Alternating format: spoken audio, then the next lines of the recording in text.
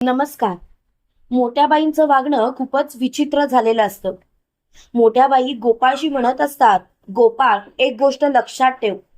तू जर का मला साथ दिलीस तर मला नक्कीच आवडेल. गोपाळ, पण तू मला साथ द्यायची आहेस. तेव्हा लगेच गोपाळ म्हणतो, पण मी तुम्हाला साथ का देऊ?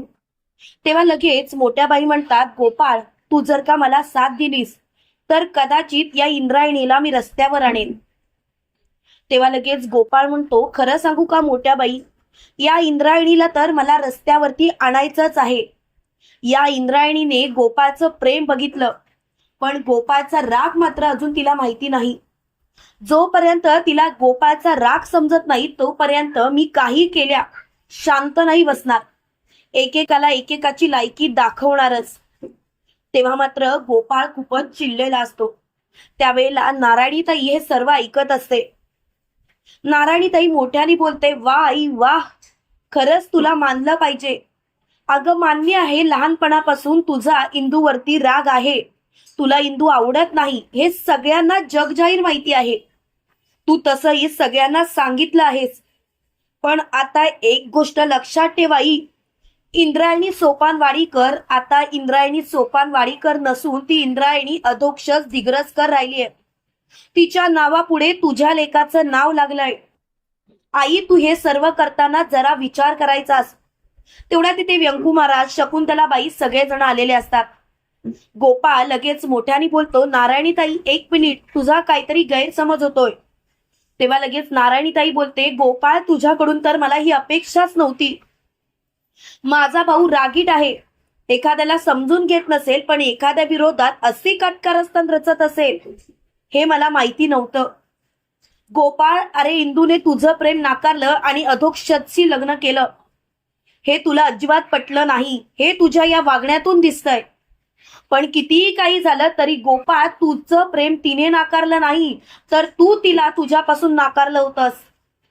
तिने तुझ्या पुढे अट ठेवली होती, पण तू मात्र स्वतःचा दबाव तिच्यावरती टाकत होतास. फक्त तिने तुझंच ऐकलं पाहिजे असं तुझं म्हणणं होतं, पण गोपाळ हे चुकीचं आहे आणि मला तुझ्याशी या संबंधी काही एक बोलायचं नाही. तेव्हा मात्र गोपाळ खूपच चिडलेला असतो. गोपाळ मोठ्याने बोलतो, पुरे, आता मला या विषयावर वाद नाही घालायचा. या विषयावर वाद घालण्यात मला अजिबात इंटरेस्ट नाही. तेव्हा मात्र मोठ्या बाई खूपच चिडतात आणि मोठ्याने बोलतात, नारायणी, एक गोष्ट लक्षात ठेव, तू तुझ्या आईशी बोलतेस आणि तू या पद्धतीने बोललेलं मला आवडणार नाही. त्यावेळेला नारायणीताई बोलते, खरं सांगू का, मला सुद्धा नाही आवडणार माझी आई अशा पद्धतीने वागलेली. मला खरंच माझ्या आईचा खूप राग आलाय, एवढा राग आलाय की मी सांगू शकत नाही. आई, तू असं का वागतेस मलाच कळत नाही.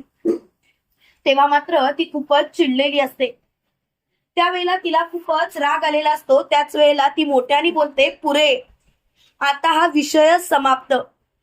या विषयाच्या बाबतीत मला काहीच बोलायचं नाही. त्यावेळेला नारायणीताई बोलते, खरं सांगू का आई, यापुढे तू हिंदू बद्दल असं घाणेरडं बोलणार नाहीस. आणि गोपाळ, तू इथे, फक्त इथे तू शकुंतला काकीची ट्रीटमेंट करण्यासाठी आलायस हे विसरू नकोस. तेव्हा लगेच गोपाळ बोलतो, एक minute, kind your information.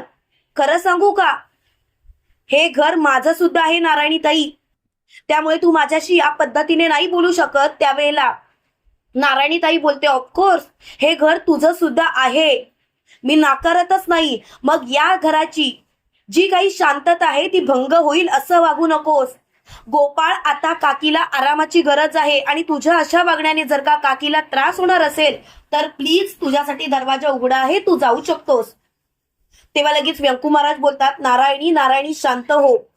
Narayani, मी तुझं हे रूप आजच बघतोय. त्यावेळेला नारायणीताई बोलते, मग काय करू, आईने माझ्या आयुष्याची माती तर केलीच, मी तेव्हा काहीच बोलू शकले नाही, पण आता अधोक्षजच्या आयुष्यात जर का आई तू ढवळाढवळ केलीस तर मात्र मी तुला माफ करणार नाही. तर मात्र आई, तुझं हे वागणं मला पटणार नाही. मी अधोक्षजच्या आयुष्याची वाट लावू देणार नाही म्हणजे नाही. तेव्हा मात्र ती खूपच चिडलेली असते. तिला खूपच राग आलेला असतो. ती मोठ्याने बोलते, पुरे, आता विषय समाप्त. आता काही झालं तरी सुद्धा मला या विषयावर काहीच बोलायचं नाही. तेव्हा मात्र मोठ्यानी व्यंकू महाराज बोलतात, वहिनी अहो तुम्ही तरी शांत व्हा. त्यावेळेला विंजे सरकार म्हणतात, चुलत सासरे बुवा, अहो असं काय बोलताय तुम्ही? सासूबाईंनी गप्प का बसायचं? सासूबाईंचा मुद्दा तर अगदी योग्य आहे आणि सासूबाई जे काही बोलतात ना ते अगदी परफेक्ट असतं. तेव्हा लगेच नारायणीताई बोलते, तुम्ही तर गप्पच बसा. प्रत्येक वेळेला सासूबाईंच्या तालावरती नाचता. एक गोष्ट लक्षात ठेवा, माझ्या भावाच्या आयुष्यात ढवळाढवळ प्रयत्न केलात ना तर मात्र तुम्हाला फरफटत घराबाहेर काढेल. त्यावेळेला मी बघणार नाही की तुम्ही माझा नवरा आहात म्हणून. मला माझ्या भावाचा संसार सुखाचा झाला पाहिजे आणि इंद्रायणीच्या आणि माझ्या भावाच्या वाटेला जायचं नाही आई. तेव्हा लगेच मोठ्या बाई म्हणतात, नारायणी तू जो भाऊ भाऊ नाचवतेस ना त्याला 9 महिने मी पोटात वाढवलंय, त्याला जन्म मी दिलाय, त्याला लहानाचं मोठं मी केलंय आणि तू मला सांगायचं नाही तुझ्या भावाच्या आयुष्यात ढवळाढवळ करायची की नाही ते. तो माझा मुलगा आहे आणि माझ्या मुलाच्या आयुष्यात मी ढवळाढवळ करणार, कारण मला त्याचा सुखी संसार या मुलीसोबत नाही तर दुसऱ्याच कोणासोबत तरी करायचं आहे. त्यावेळेला व्यंकू महाराज बोलतात, वहिनी पुरे. अहो किती घाणेरडे विचार आहेत तुमचे. म्हणजे तुम्ही एखाद्याचा संसार मोडून तुमच्या मुलाचं सुख इच्छिता, हे चुकीचं आहे. तेव्हा लगेच मोठ्या बाई म्हणतात, व्यंकट भाऊजी तुम्ही तर काही बोलूच नका. तुम्ही तर माझ्या मुलांना तुमच्या बाजूनी करूनच घेतलं आहे. एवढंच काय तर तुम्ही माझ्या मुलांच्या बाबतीत चुकीचंच बोलता. पण आता मात्र मी तुमच्याशी या विषयावर नाही बोलणार. मला तुमच्याशी या विषयावर नाही बोलायचं. तेव्हा मात्र व्यंकू महाराज खूपच चिडतात आणि मोठ्याने बोलतात, वहिनी बस. खरं सांगायचं तर आता हा विषय पुरे. नारायणी तूच सुद्धा शांत हो.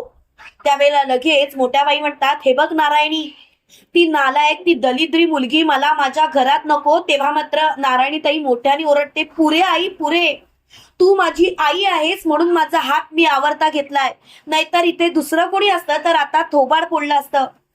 इंदूला तू घाणेरडं बोलतेस. अगं इंदू दिग्रजकरांची सून आहे. तू काय बोलतेस या गोष्टीचा विचार कर. आणि गोपाळ खरंच मला तुझी लाज वाटते. तू ज्या पद्धतीने आज विचार करतोयस ती पद्धत चुकीची आहे. गोपाळ तू इंदूवरती प्रेम केलंस ना, मग प्रेमात त्याग सुद्धा असतो, एवढं लक्षात ठेव. प्रेम मिळालंच म्हणजे आपण सुखी असं नाही, तर आपला समोरचा जोडीदार दुसऱ्यासोबत खरोखर खुश आहे का याला सुद्धा प्रेम म्हणतातच. त्याच्या आनंदात एखादा प्रेम करत असतो आणि तू मात्र सूडबुद्धीने हे जे काही करतोयस ना ते योग्य नाही. तेव्हा मात्र गोपाळ खूपच चिडतो आणि मोठ्याने बोलतो, नाही मी नाही शांत बसणार. मी जोपर्यंत त्या इंद्रायणी सोपानवाडीकरला या घरातून हकलत नाही तोपर्यंत मी शांत बसूच शकत नाही. तेव्हा व्यंकू महाराज बोलतात, हे कदापि शक्य नाही.